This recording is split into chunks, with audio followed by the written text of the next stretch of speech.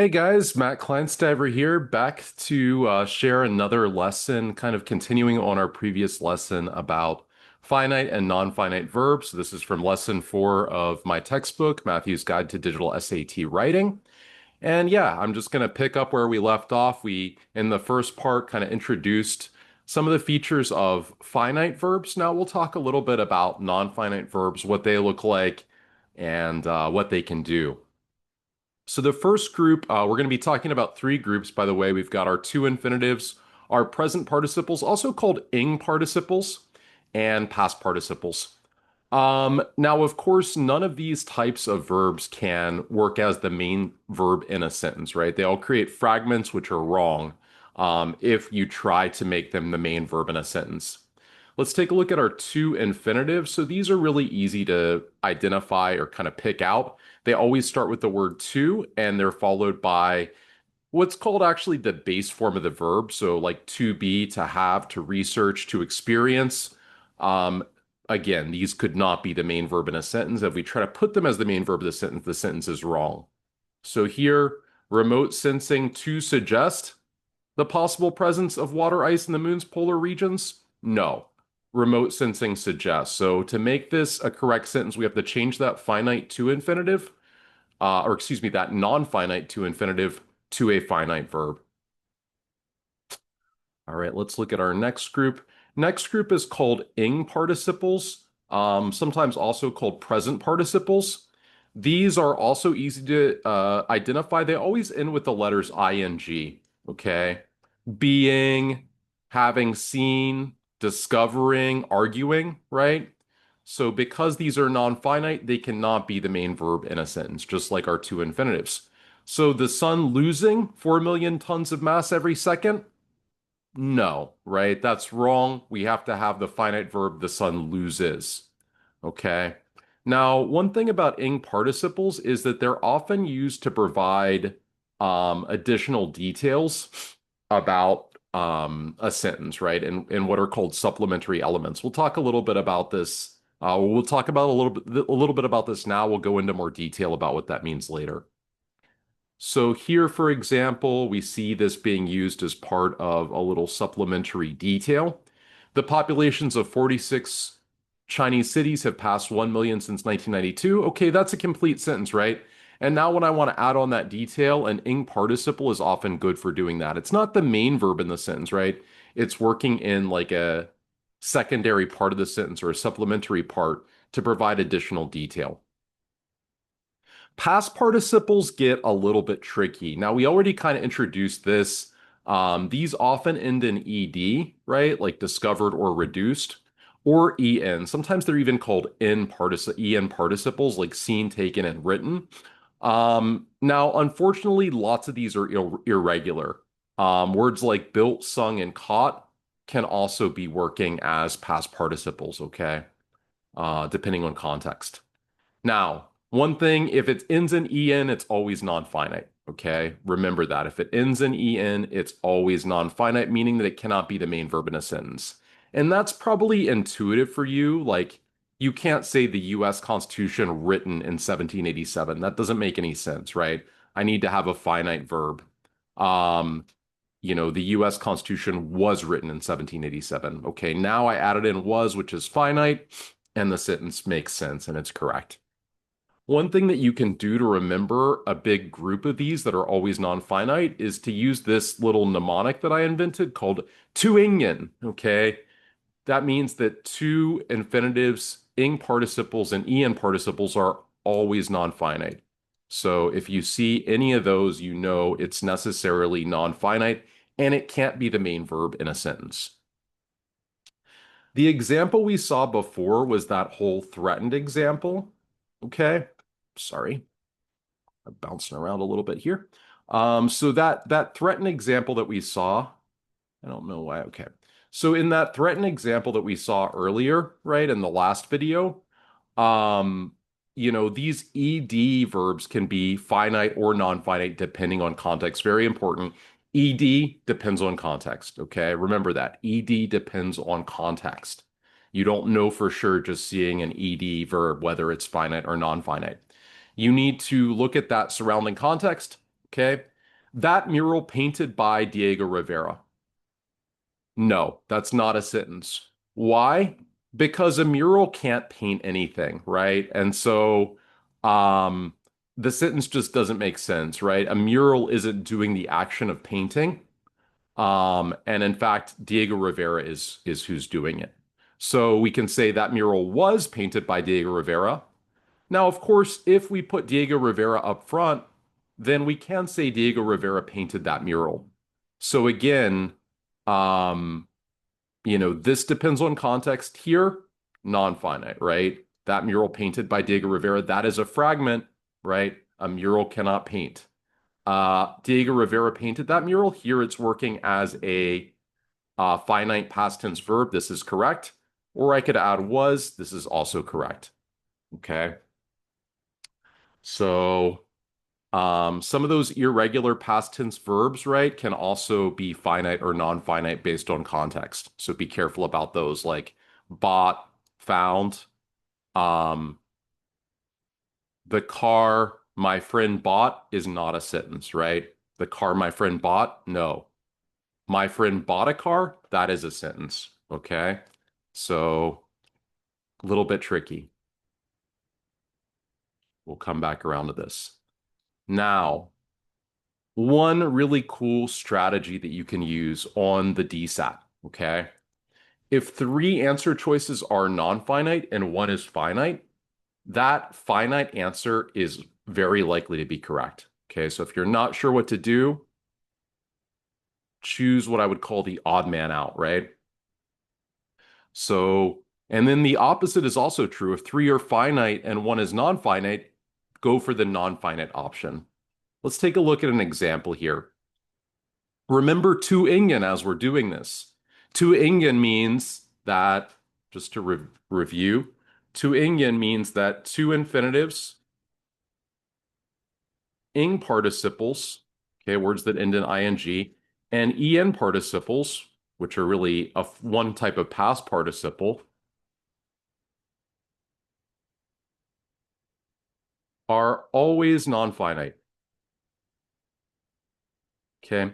So even without a question, right? Strategically, we know that ing, ing to infinitive. This group is all non-finite. Discusses, on the other hand, is finite. Therefore, it's very likely to be correct. Okay. This one could, and remember, finite meaning it could change according to subject. He discusses, they discuss. Yesterday, we discussed. Okay. Notice that that changes according to tense and subject. The others would never change, right? We would say, for example, they are discussing, they were discussing. Discussing itself would not change. Let's try it again. So here, I see my to ingen with employing, right? So I'm going to say non-finite. Employ, I employ, or sorry, she employs, they employ. It does change. Okay, this is finite. Employs is finite. They are employing. She is employing. This is also finite. So A, C, and D are all finite. B is non-finite. That means B is very likely to be correct. Okay. Um, and of course, we see some examples of how employ moves around. Employee becomes employed, are employing becomes is employing, or were employing, right? Let's take a look at a example question here. Okay. Just gonna zoom us in a little bit. So, in a tribute to late punk rocker Joe Strummer, scientists blank a newly discovered spiky-shelled sea snail, Alvinaconcha strumeri. Okay. Well, uh, to ingen, first of all. So to is non-finite, ing non-finite, ing non-finite. Okay. Therefore, the answer is almost certainly going to be C, which in this context is finite, right? So named could be finite or non-finite, but in this context, it is finite, right? Those ed depend on context. Um, and how do we know that for sure? Well, all the others create fragments, right? They create A sentence needs this finite verb. So in a tribute to late punk rocker Joe Strummer, scientists to name a newly discovered spiky-shelled sea snail? No. Naming? No, right? It doesn't create a full sentence because a full sentence requires that finite verb. Okay, so C is our correct answer. One thing that you might notice down in this explanation is that discovered is not working as a finite verb here. It's working as a modifier or an adjective describing the sea snail, right? It is a newly discovered sea snail. Um,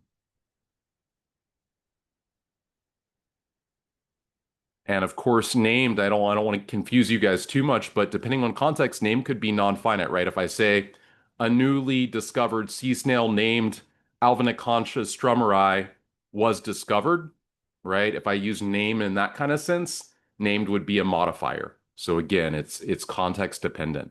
That's a little bit tricky, but hopefully it becomes clear after we see more examples. Here is a slightly more tricky, or sorry, slightly trickier question. Sorry, my scrolling's going a little bit wild here. All right, so NASA's Curiosity rover discovered an intriguing carbon signature on Mars. Blank debate among researchers. Well, a couple of ways we could solve this. One, we could come over and we could say, okay, is sparking and has sparked are both finite, right? Sparked depends on context, so we're not really sure. And sparking is non-finite. Okay. One thing to think about is this sentence already has a finite verb, right? Discovered in this case.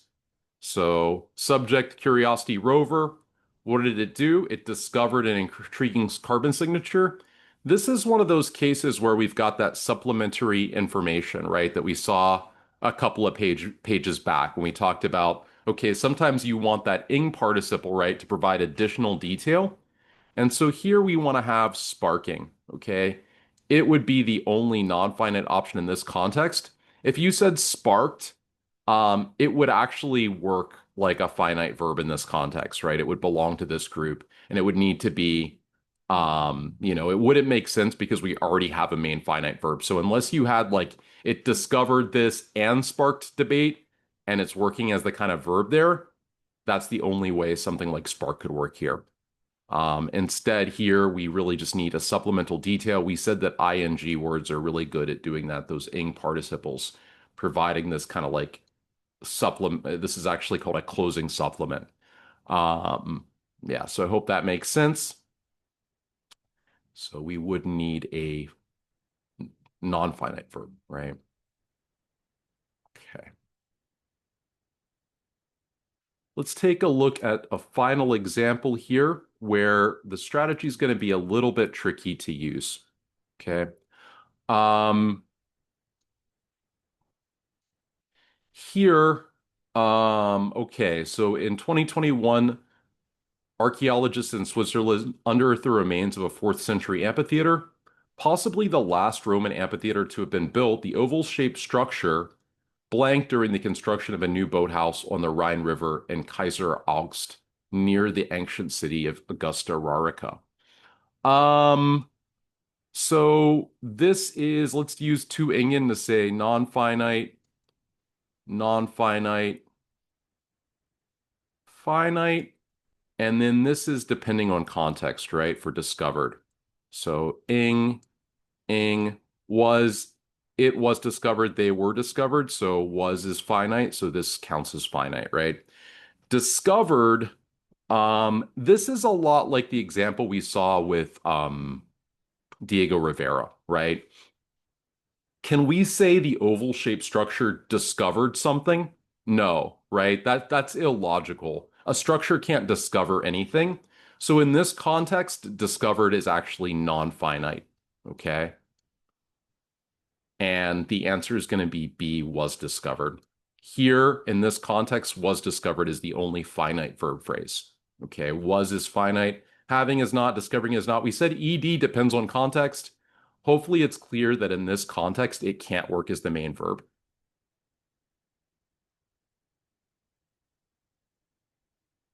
Another way to think about this, by the way, to have been built. Built is not a finite verb in this context, right? Because it's part of this to um, infinitive phrase, to have been built. Okay. All right. So some final tips.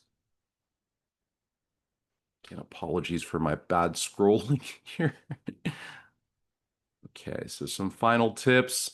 Every sentence needs to have at least one finite verb, right? If all verbs are non-finite, then the sentence is a fragment and it's wrong.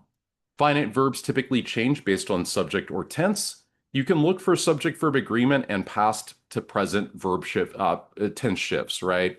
So we've done that a lot in terms of something like discover. They discover, he discovers. Yesterday they discovered. So as that's moving, we know that it is finite. Remember that our modal auxiliary verbs like can, should, must, may, could are finite even though they're not changing based on subject. Don't forget to ingen. To infinitives, ing participles, and en participles are always non-finite. And to add on to that, with ed verbs, it depends on context, right? As well as some irregular past tense verbs like drawn, um, or I guess I should say built, right? Would be dependent on context. I built a house.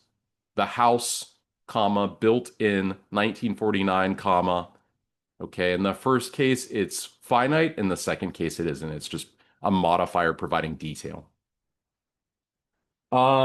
And of course, use my verb form strategy. If three choices are non-finite and one is finite, the finite one is probably right, and vice versa. And that's especially useful as you get to harder and harder questions as you proceed. Like if you're at the last question, in the standard English conventions, like 17, 18, right? They're getting harder, and that strategy becomes very useful because the test will try to trick you, okay, into thinking that you um, need a finite verb when you actually need non-finite, or you need non-finite when you actually need finite. Okay, let's look at some questions. Okay, let's take a look at question one here. So,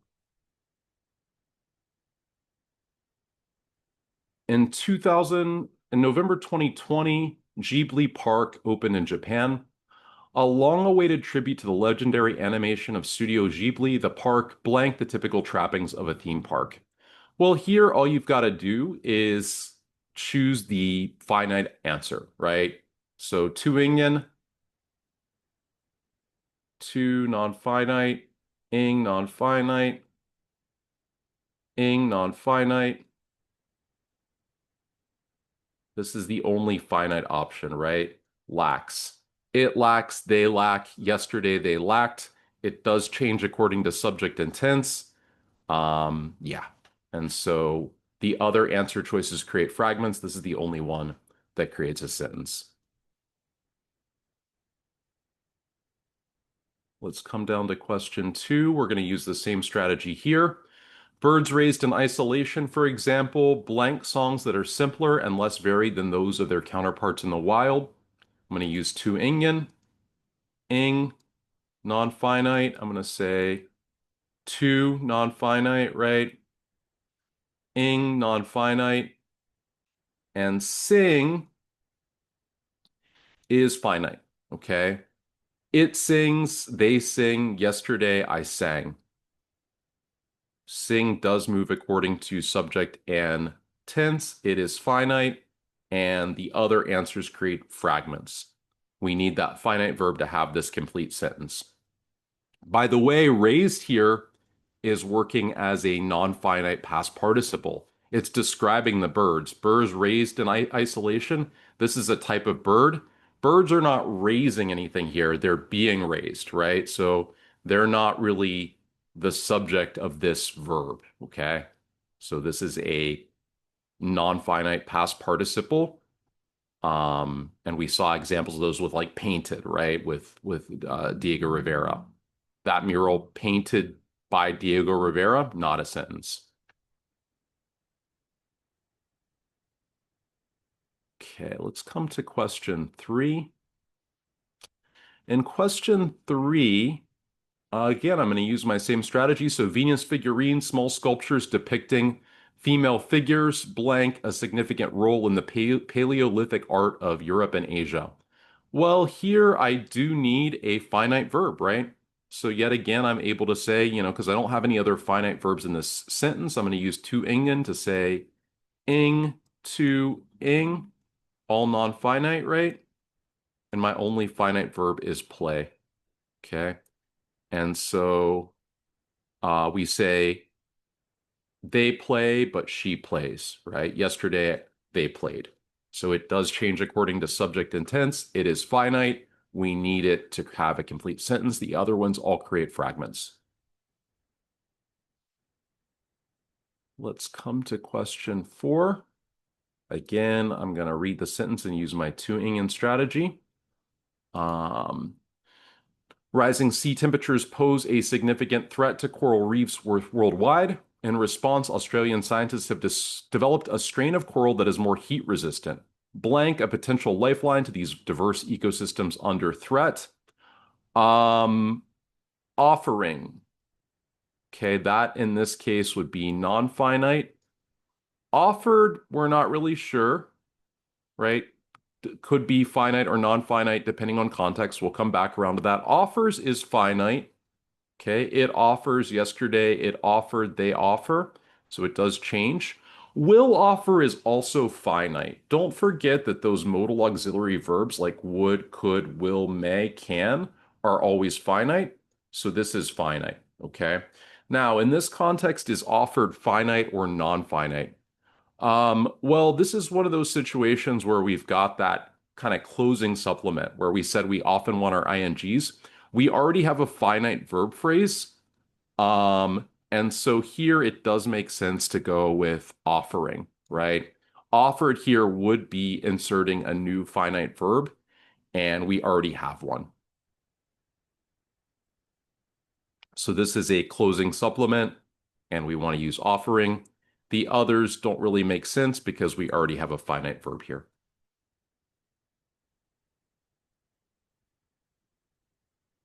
Let's come to question five. So we've got a mysterious loud boom in suburban Pittsburgh that left residents baffled and alarmed. According to the National Weather Service, it was likely the result of an exploding meteor or airburst. The meteor, traveling at 45,000 miles per hour, blank energy equivalent to 30 tons of TNT upon disintegrating into the atmosphere. One thing to notice right away is that we don't have any finite verbs here, right? We've got this ing verb, but I don't see any finite verb in the sentence. That means I'm going to need to pick a finite verb for my answer choices. Using to ingen, I know that A, C, and D are non-finite. We also know that B could be finite or non-finite depending on context. In this context, it is finite. It is working as the main verb of the sentence, telling us what the meteor did. The meteor released that energy. We'll talk about this later, but stuff like this kind of phrase in the middle here between these two commas is not really crucial to the meaning of the sentence. So you may just want to ignore it, and it can't really contain my main finite verb. We'll see more about that in the next lesson, actually, which is about those phrases. Okay, let's come to six. A recent study shows that certain types of fungi blank down plastic, potentially offering a solution to the global plastic crisis, waste crisis.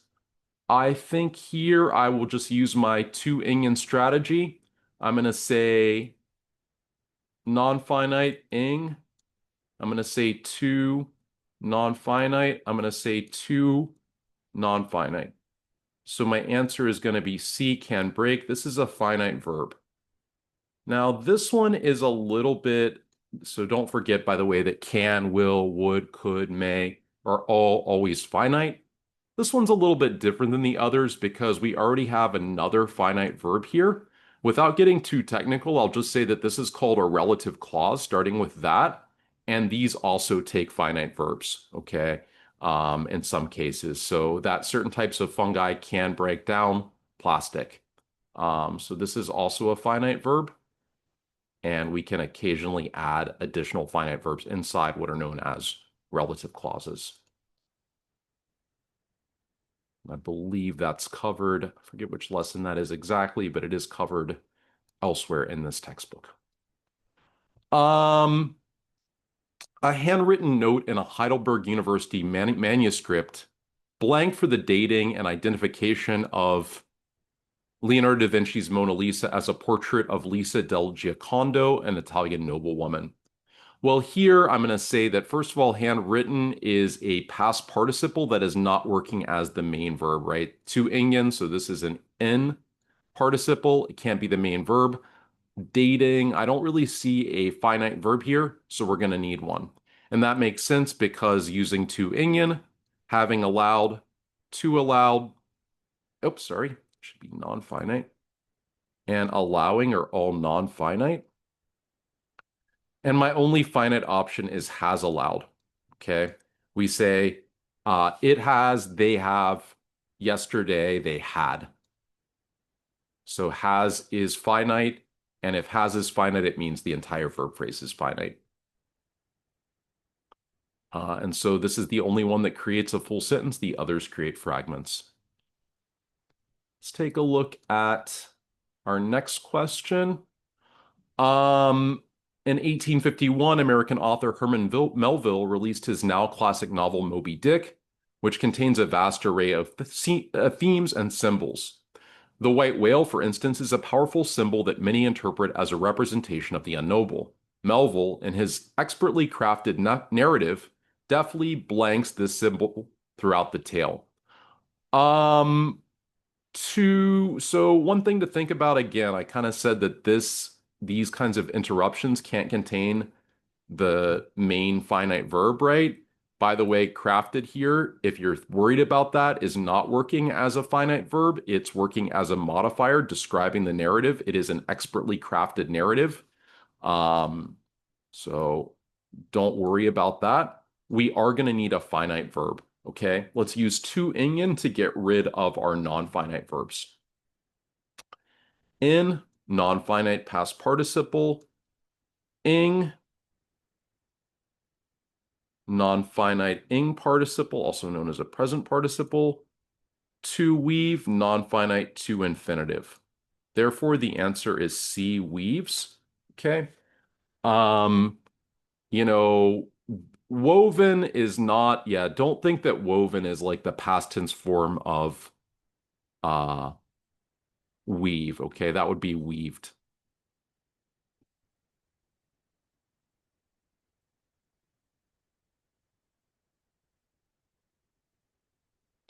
All right, let's come to question 9. And many of today's designers still employ techniques first developed during this period, such as linear perspective, chiaroscuro, and the golden ratio, blank their work depth, balance, and harmony. Okay, now I'll give you guys a little bit of time to solve. I realize I haven't been doing that, so hopefully you've been pausing the video.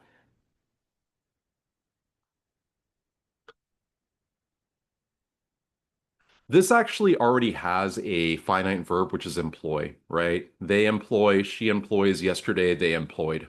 So this does move according to subject or change according to subject and tense. Um, Therefore, I do not want a finite verb right here in my blank. I already have a finite verb. And so I'm going to get rid of my finite verbs like gives. She gives, they give. Yesterday I gave, meaning gave is also finite. They are giving, she is giving, or it is giving. D is a finite, sorry, a non-finite to infinitive, right? The first one and to ingen, which we know are non-finite. Here we want that non-finite, right? If 3 are finite, we probably want the non-finite option. So they employ these techniques. Why do they do it? To give their work depth, balance, and harmony.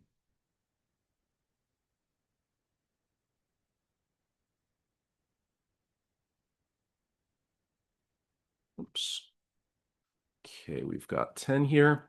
So the development of organic light emitting diode technology, OLED technology, is transforming the consumer electronics industry.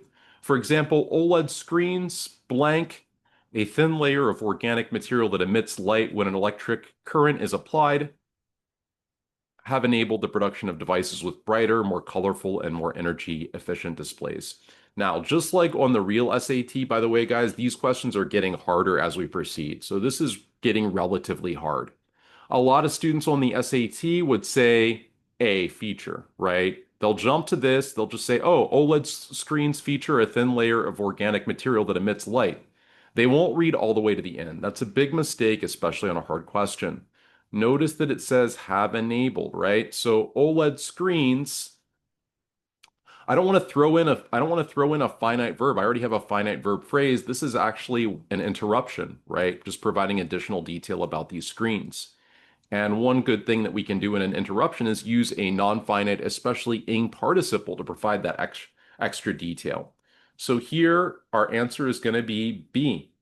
Why? Well, feature is finite, uh, and so is have featured. To feature just doesn't really make sense in this context because, as we said, those ing participles are better for these supplementary details often. And two often shows a purpose. So you had to rely a little bit on your intuition to solve this, okay? To decide between featuring and to feature. Hopefully, for most of you, featuring just sounds more natural in this position. I hate using those kinds of explanations.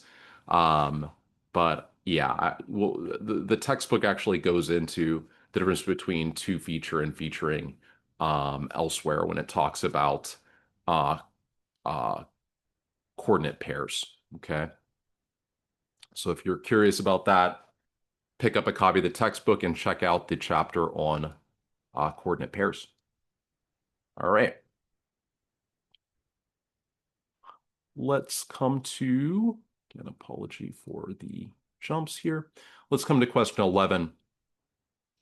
So in March 2023, streaks of light in the night sky sparked the imagination of many onlookers in Northern California. Researchers have since confirmed that these were likely chunks of discarded communication equipment from the International Space Station entering the atmosphere. Blank in 2020. Okay. Um, so I actually already have a complete sentence. I could put a period here, right? I even have a finite verb here. Researchers have confirmed is kind of the verb phrase. And then I've got this relative clause that's also got a finite verb in it, were. These were chunks of discarded communication equipment. I therefore do not need a finite verb after this blank, right? This is going to be additional detail. And so would be jettisoned, that's finite, okay? Would is always finite, just like could, should, may, can. It's one of those modal auxiliaries. Uh, were jettisoned, finite, right? They were, it was, it is, it's moving according to subject and tense. Had, also finite, okay? It had been, they have been, right? So this changes according to subject and tense a little bit. Um, yeah, so had is going to be finite. Having belongs to our to ingen group of always non-finite. And so we do need that non-finite ing participle phrase that we said is really good at providing that supplementary detail after a comma like the one that was there before I kind of crossed it off. Okay. So, all right. And on to our last question.